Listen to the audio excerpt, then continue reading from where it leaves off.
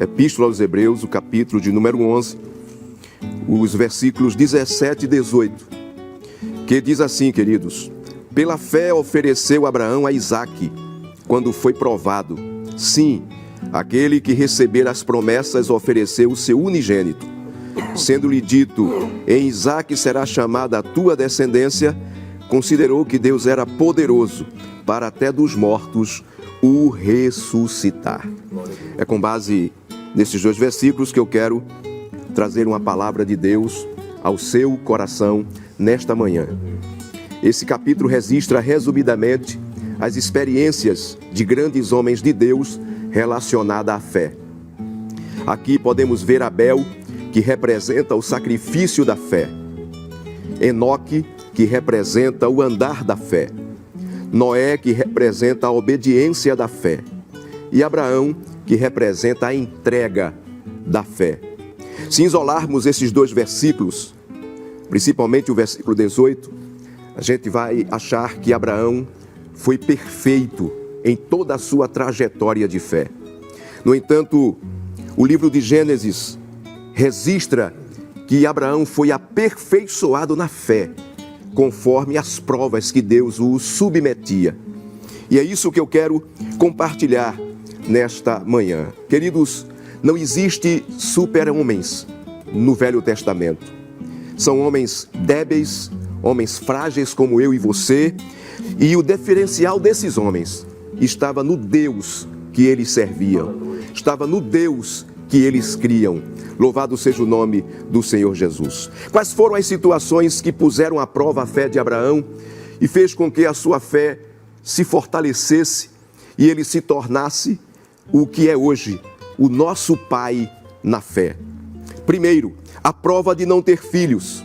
Ele tinha 75 anos e Sara também já era avançada em idade e aparentemente já não se preocupava mais com isso. Acredito que eles já estavam satisfeitos, já estavam conformados com aquela situação e nem falavam mais, nem se preocupavam mais.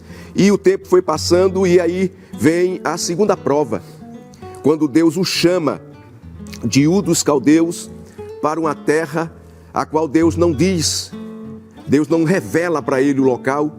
E Abraão, irmãos, é interessante que ele corresponde com uma fé maravilhosa, porque a Bíblia diz que Deus o chama e ele sai, e ele vai, mesmo sem saber para onde ia. No entanto, quando Abraão chega na terra de Canaã, ele comete um erro. Ele já começa a ter oscilações na sua fé, porque no capítulo 12 e no versículo 10 do livro de Gênesis, ele chega nessa terra e nessa terra tem fome, mas ele é informado de que no Egito tem abundância de pão. E o que é que Abraão faz? Abraão não consulta a Deus. Abraão não pergunta a Deus se ele deve descer para o Egito. Abraão não pergunta a Deus qual é a orientação que Deus tem para ele. No entanto, Abraão simplesmente desce para o Egito. E quando ele desce para o Egito, por ter no Egito abundância de pão, ele já começa a enfrentar problemas que ele não enfrentaria se tivesse buscado a orientação de Deus.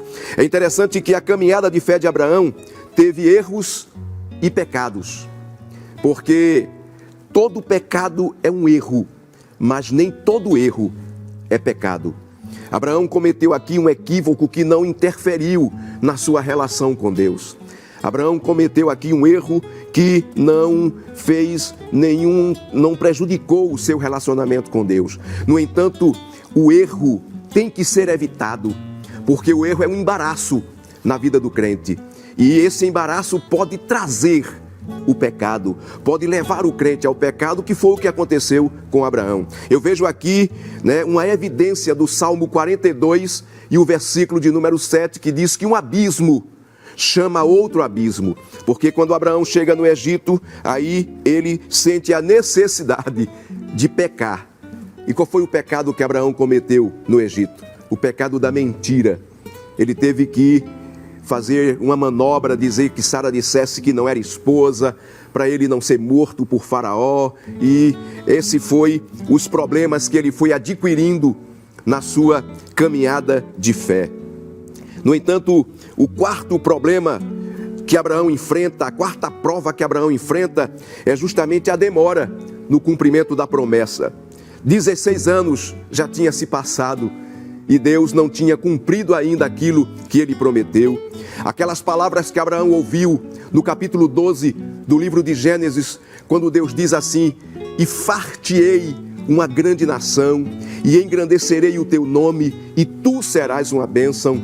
Abraão não está vendo isso acontecer. Na prática, Abraão não está visualizando nada. No entanto, o que é que acontece aqui? Acontece uma falta de fé na vida de Abraão. Acontece uma crise de dúvida. E Abraão atende a Sara, porque Sara diz: olha, te relaciona com a nossa empregada, porque qualquer filho nascido da nossa empregada vai ser filho nosso. E é interessante que isso, irmãos, na lei daquele país, naquela lei local, não tinha nada errado, mas diante da lei de Deus, diante dos parâmetros espirituais, Abraão estava cometendo outro pecado, e esse pecado traz consequências graves para Abraão. No entanto, Abraão, ele tem outra prova de fé, que é justamente no capítulo de número 22 do livro de Gênesis. E aqui você vai observar, meu querido irmão, que Abraão já está com a sua fé ajustada. Abraão aqui, diante das falhas que ele vinha cometendo, diante dos altos e baixos que ele vinha tendo, Abraão estava tendo uma vida de fé de zigue-zague. Abraão cria hoje, não cria amanhã. Depois Abraão cria, depois tinha dúvida. No entanto, Deus vai ajustando com as provas que vai submetendo Abraão. E aqui no capítulo 22, a gente vê Abraão com uma fé perfeita, com uma fé maior do que o seu entendimento. E quando é que se dá isso, irmãos? Possivelmente isso se deu à noite, porque a Bíblia diz que logo cedo, de madrugada, ele sai com o filho em caminho do Monte Moriá para fazer aquilo que Deus lhe pede. E o que é que Deus pede a Abraão? Deus pede Isaque, o filho que ele amava, para ser oferecido em holocausto. E a fé de Abraão, irmãos, aqui é tão perfeita, que no versículo de número 5, quando ele chega ao pé do monte, a Bíblia diz que ele diz aos servos que vão com ele: olha, fiquem aqui, porque eu e o moço vamos além, e havendo adorado, voltaremos para vós. Abraão usa o plural. Irmãos, ele está subindo o monte para sacrificar o filho, mas ele diz para os moços que vai adorar e que vai voltar. E aqui, o que explica essa fé de Abraão é o versículo 18 e 17. 17 e 18 da carta aos Hebreus que eu li. Porque o versículo 18 diz que Abraão subiu o monte com uma fé tão grande, de que ele cria que Deus era poderoso para até das cinzas ressuscitar Isaque. Ou seja, Abraão subiu o monte crendo e dizendo: se Deus permitir que eu amarre o meu filho no altar, se Deus permitir que eu coloque o cutelo no seu pescoço, se Deus permitir que eu queime o meu filho, ele vai ressuscitar e eu vou voltar com o meu filho, porque o meu filho é uma promessa que ele me fez. Aleluia! Então aqui Abraão está realmente crendo definitivamente em Deus. No entanto, irmãos, há algo também que revela essa fé perfeita de Abraão. É a curiosidade de Isaque, porque Isaque está carregando a lenha nas costas. Isaque está carregando a lenha e Abraão está com o cutelo, Abraão está com o fogo, e o menino diz assim: pai, o fogo e a lenha está aqui, mas aonde está o cordeiro para o holocausto? Isaque com certeza já tinha visto seu pai oferecer sacrifícios, e Isaque sabia que todo sacrifício envolvia um animal. No entanto, o animal não estava ali, e ele pergunta isso ao pai. E Abraão, no versículo de número 8, irmãos, o texto original diz que ele tira a lenha de cima do filho, e ele se senta ali e diz assim: eis-me aqui, meu filho. Ou seja, ele dá toda a atenção a Isaque. é quando Isaac diz: o fogo e a lenha está aqui, pai, mas onde está o cordeiro para o holocausto? E Abraão responde, queridos, com uma fé maior do que o seu entendimento. Abraão diz para o filho: meu filho, o cordeiro para o holocausto, Deus proverá. Aleluia. Oh, queridos, não havia nenhum indício, irmãos, de vitória para Abraão. Deus não tinha dito nada, mas isso é a fé, que as provações nos nutre e faz com que a gente se estabeleça diante de Deus. Ele diz: olha, Deus vai prover o cordeiro para o holocausto. E eu quero dizer nesta manhã, talvez você esteja indagando em relação à sua enfermidade. Como é que vai ser isso? Eu quero te dizer: Deus proverá. Aleluia. Deus proverá a tua cura, Deus proverá o teu emprego, Deus proverá a solução para este problema financeiro que você está enfrentando. Aleluia. O cordeiro para o holocausto, Deus proverá. E vocês sabem que quando Abraão vai sacrificar o filho, a voz de Deus brada no céu e diz: não levantes a tua mão sobre o menino, porque eu agora sei que temes a Deus. Bendito é o nome do Senhor Jesus para sempre. E Abraão ergue os olhos e vê um carneiro preso pelos chifres no mato. Aleluia. Querido, aquele carneiro não apareceu ali. Aquele carneiro, com certeza, foi deixado por algum pastor. Oh, irmãos, todo pastor, quando trazia o rebanho de volta, contava as ovelhas, contava tudo, todos os animais. Mas nesse dia, um pastor não contou. E foi justamente a provisão de Deus para Abraão naquele momento. Bendito é o nome do Senhor Jesus para sempre. Agora, queridos, quais são as lições que nós aprendemos com essas provações que Abraão passou? Primeiro, queridos, Deus não prova os maus, mas os justos. Escuta, a provação não é punição. A provação é investimento, aleluia, no nosso caráter espiritual. Deus forja o crente quando Ele coloca o crente sobre as provações. Segundo, que a vida de fé é uma vida de abnegação e sacrifício. Lucas 14, 27. Olha, meus amados irmãos, as provações são os exercícios morais da alma. Bendito é o nome do Senhor Jesus. O pescador Toynbee, um pescador inglês, ele conta essa experiência. Ele diz que pescou muito tempo, nos tempos que não havia refrigeração. E ele colocava os bacalhaus dentro de um tanque bem grande no barco. Mas durante o trajeto, quando ele chegava no porto, que abria o tanque, havia muitos bacalhaus mortos. Mas teve um dia que ele, pescando, colocou acidentalmente um bagre dentro do tanque. E durante o trajeto, o bagre começou a perseguir os bacalhaus. E quando ele chega no porto, para surpresa dele, não tem nenhum bacalhau morto. Os bacalhaus estavam tão ocupados a fugir do bagre que não tiveram tempo de morrer.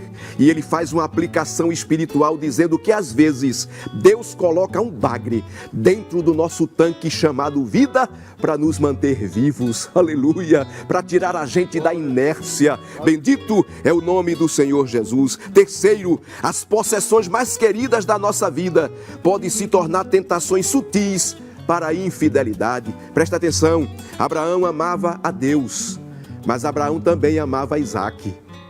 Isaac era a dádiva, Deus era o doador.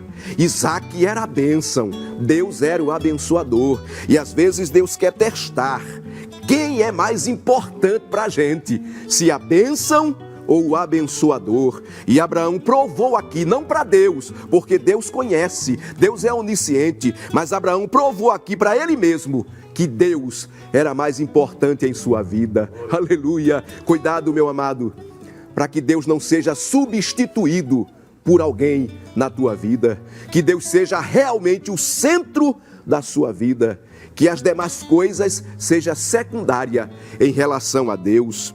Quarto, as bênçãos de Deus são dadas somente àqueles cujas vidas são completamente dedicadas a Ele. Isaac tornou-se uma possessão mais preciosa e deixou Abraão 2 vezes mais grato a Deus. Olha, irmãos, toda vez que Abraão olhava para Isaac, Abraão agradecia a Deus por ter Isaac 2 vezes. Uma no seu nascimento, outra no Monte Moriá. Aleluia! E a relação entre Abraão e Deus se estreitou-se, porque Abraão é chamado na Bíblia 3 vezes de amigo de Deus. Segundo as Crônicas, capítulo 20, versículo 7, Isaías 41, versículo 8, Tiago, capítulo 2 e o versículo de número 23. E para terminarmos, quinto, Deus sempre nos dá mais do que Ele pede. Deus pede Isaque a Abraão, presta atenção, mas não recebe.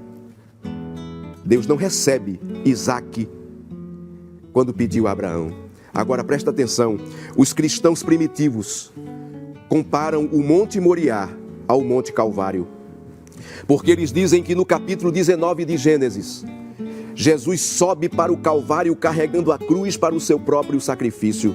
E aqui em Gênesis 22 e 5, Isaque sobe o Monte Moriá carregando a lenha para o seu próprio sacrifício. No entanto, essa analogia termina aqui, porque no Calvário não apareceu nenhum carneiro preso no mato para substituir Jesus. Aleluia. Queridos, ninguém ama a gente como Deus ama.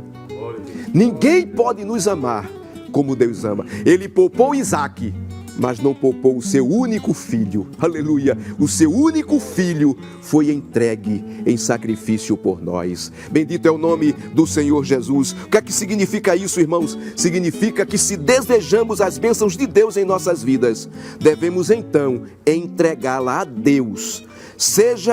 Façamos o que Jesus disse, e eu peço que você abra a sua Bíblia em Mateus capítulo 10 e o versículo de número 39.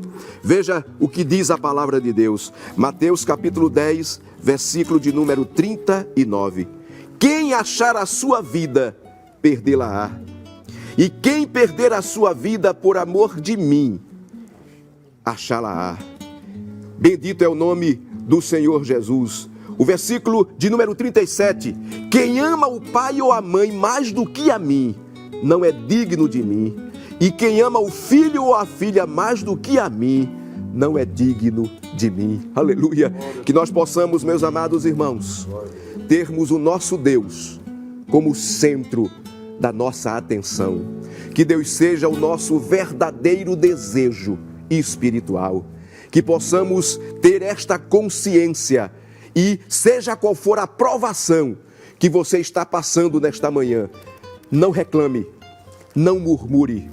Deus está fortalecendo a tua fé e a tua confiança nele. Bendito é o nome de Jesus para sempre. Foi isso que aconteceu com a viúva de Sarepta, quando ela recepciona Elias, quando ela faz a farinha para Elias, o bolo para Elias, e depois que ela faz tudo isso, irmãos, a Bíblia diz que o filho dela morre.